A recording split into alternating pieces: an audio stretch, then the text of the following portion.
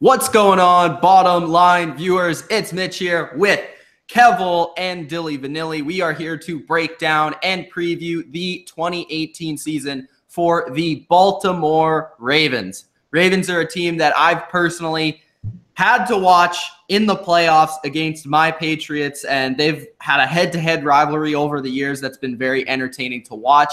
I've always been one to have a lot of respect for the Baltimore Ravens and specifically their coach, John Harbaugh. So this season, it's very interesting to see what people think of the Ravens. As last year, they were a team that was borderline in the playoffs.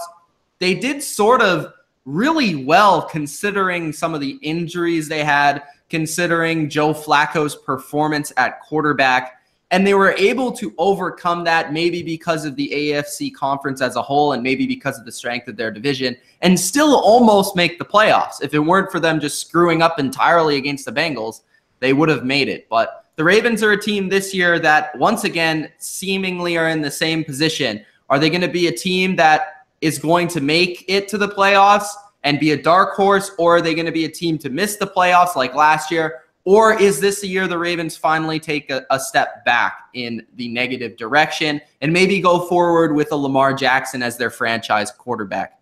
Let's start off with Kevole, because I want to hear what his thoughts are on the Ravens after a season where he completely missed the boat on how the Ravens were going to do last year in 2017. There was a boat? Oh, man. I mean, there was a little bit, 3-13 to 9-7. That's quite a boat. That's quite a boat a miss there, I guess. Eh? Well, I also had John Harbaugh last year on the hot seat. If you remember in a video, I had him as a coach that was on the hot seat.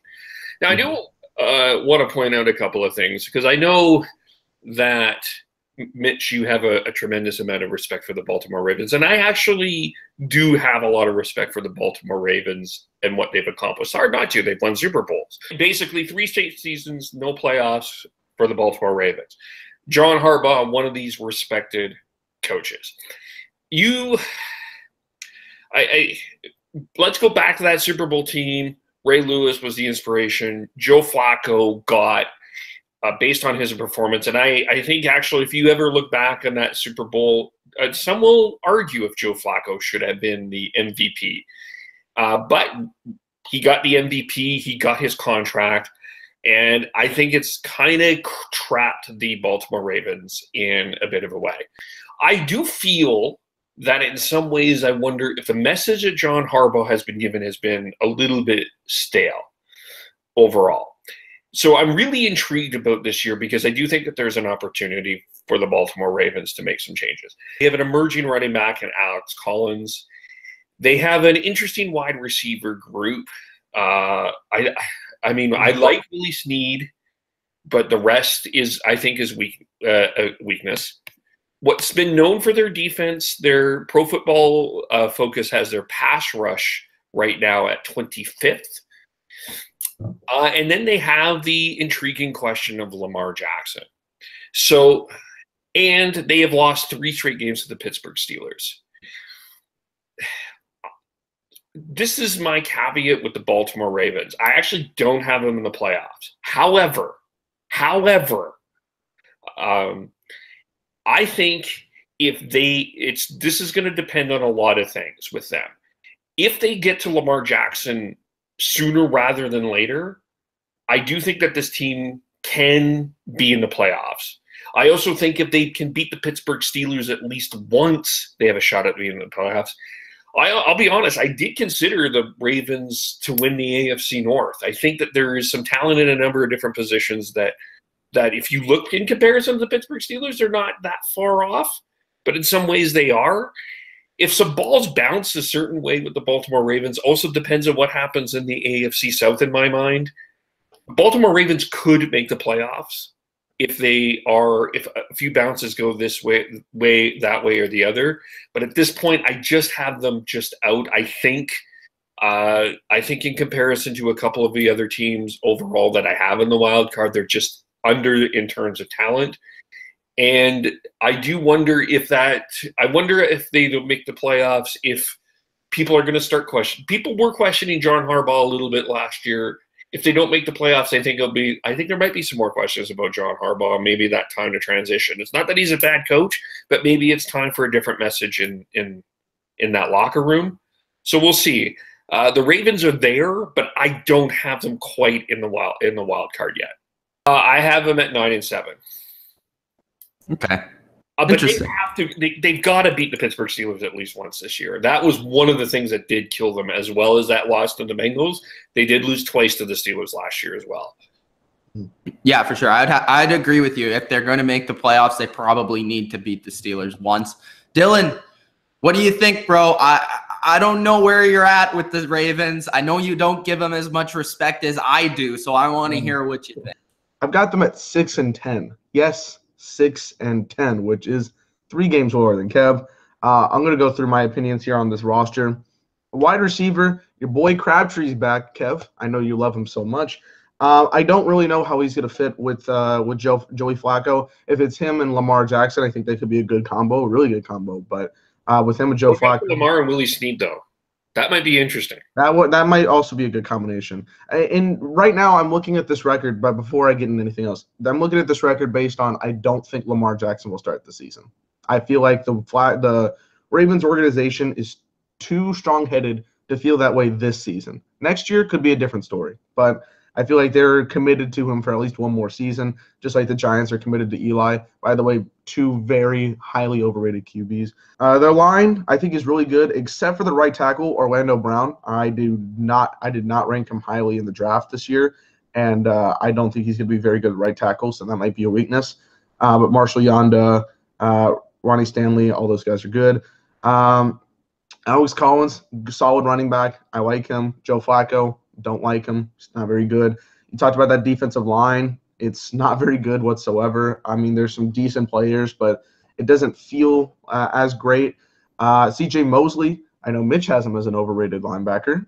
Personally, I think he's good, but I don't think he ranks in the top 5. Their secondary, Brandon Carr, is absolutely effing garbage. I've been saying that since he was in Dallas, and he's still garbage. I saw him against the Steelers on Sunday Night Football last year. Straight garbage. And then Eric Weddle, who's very good. But, yeah, I feel like this team's going 6-10. I don't have a lot of hopes for this team, this organization. I feel like they're going to drop the ball. 9-7, I thought was a good indication of what they can do last season, pretty much their ceiling at this point.